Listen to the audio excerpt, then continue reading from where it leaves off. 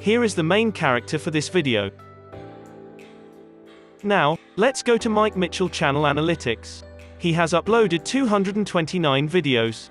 He now has 114k subscribers with a total view of 33,760,357 views.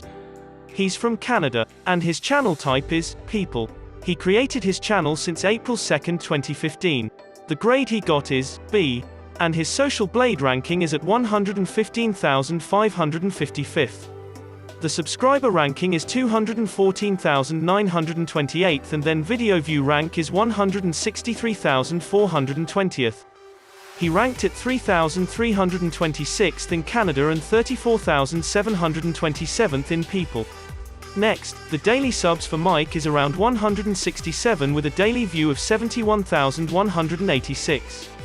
Now let's talk about how much money is he making on YouTube, and this is going to be an estimate. So, the daily view is 70,000. A YouTuber will get $4 every 1,000 views.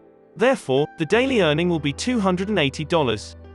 Then, monthly income will be $8,400. Don't forget that YouTube get the cut of the revenue for 45%. Now, monthly income will be $4,620 after the cut.